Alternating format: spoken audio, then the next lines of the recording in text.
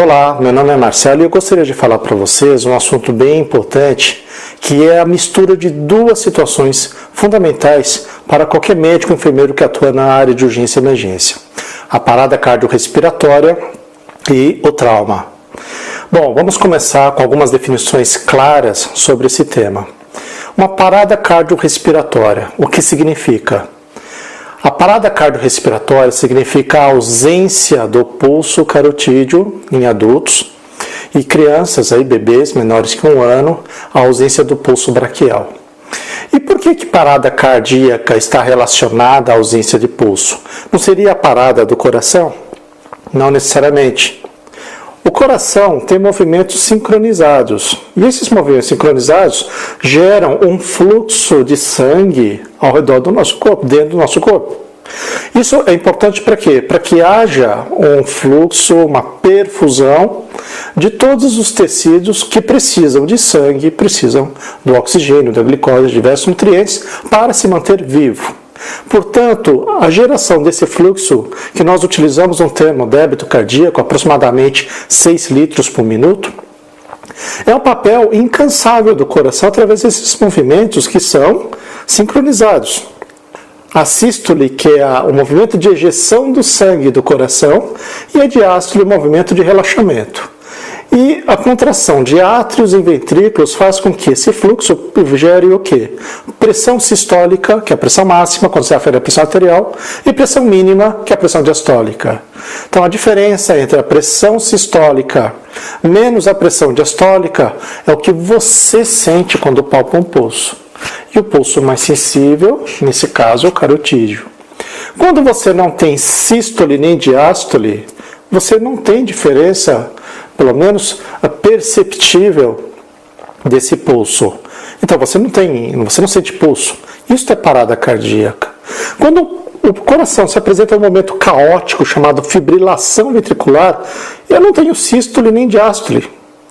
Então, se eu não tiver esse tipo de movimento, não vou ter débito cardíaco, ou vou gerar muito pouco. Consequentemente, não tenho pressão sistólica e a diferença de pressão diastólica, então não tenho pulso.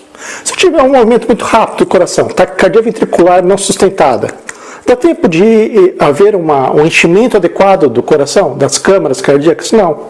Dá tempo de ejetar alguma coisa? Provavelmente não tem muita coisa para ejetar. Então você tem também diferenças muito sutis de pressão sistólica e pressão diastólica. Ou seja, você não tem diferença nessa pressão, portanto, parada cardíaca. Coração parado, a sistolia. Você faz a monitorização cardíaca, você vê uma linha elétrica em 2 derivações, não em uma. Senão você pode estar correndo o risco de fazer o diagnóstico errado. Tem movimento? Não. Portanto, parada cardíaca.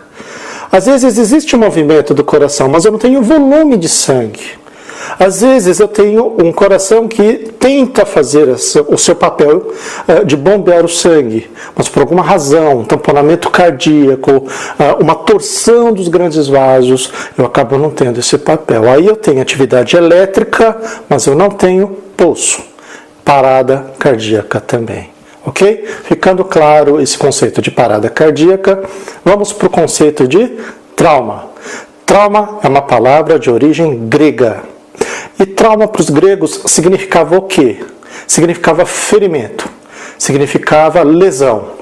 E esse ferimento ou essa lesão, na verdade, era uma agressão sofrida por um tecido, uma parte do corpo, devido à ação de um agente externo. Então a definição de trauma é justamente essa, é a lesão causada por agente externo. Que agente externo que é esse?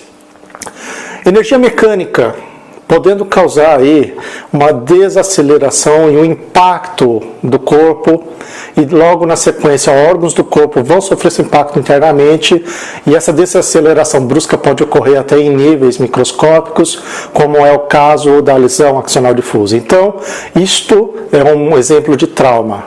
Outro tipo de agente externo, temperatura. O calor pode causar queimaduras, pode causar uma série de outras lesões, isto também é trauma.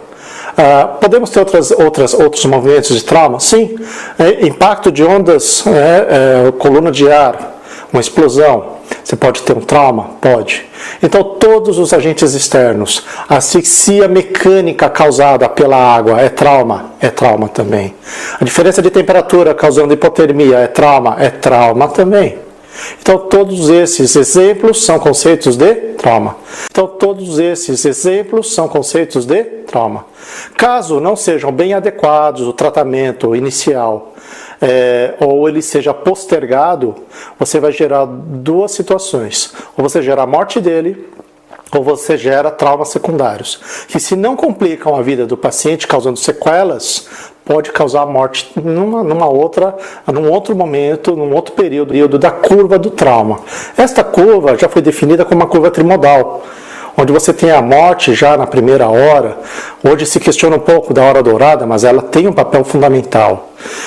Questiona-se também nas primeiras horas, as primeiras 24, 48 horas, a segunda mortalidade, e depois a mortalidade no hospital em função aí das infecções ou da disfunção de múltiplos órgãos. Tem um detalhe importante. Algumas pessoas consideram o primeiro impacto da mortalidade no trauma já no local do acidente. E que nada que a gente vai fazer, de fato, vai trazer a vida dele, dessas vítimas de trauma. A única forma de você tratar isto é com ações preventivas, ações educativas, mudança de cultura, mudança de paradigma, para que haja redução do número de acidentes, para que haja redução do número de situações em que o paciente se envolva com trauma. Bom, dito isso, nós temos então situações onde o atendimento pré-hospitalar ele é muito importante porque, primeiro, ele não vai trabalhar a morte imediata, a morte instantânea, vamos dizer assim. Mas as ações preventivas do atendimento pré-hospitalar, isso faz parte do escopo do atendimento de urgência e emergência, esta sim é muito importante. Então começa aí um trabalho de prevenção, de educação. Se o acidente acontece, a prioridade passa a ser o encaminhamento, a estabilização e o atendimento adequado desse paciente. Para isso, vocês se lembram da aula do Dr. Marcelo Santoni, quando ele estava falando um pouquinho sobre scoop and run, stay and play. Scoop and run significa carrega e leva. Não é carregar de qualquer jeito.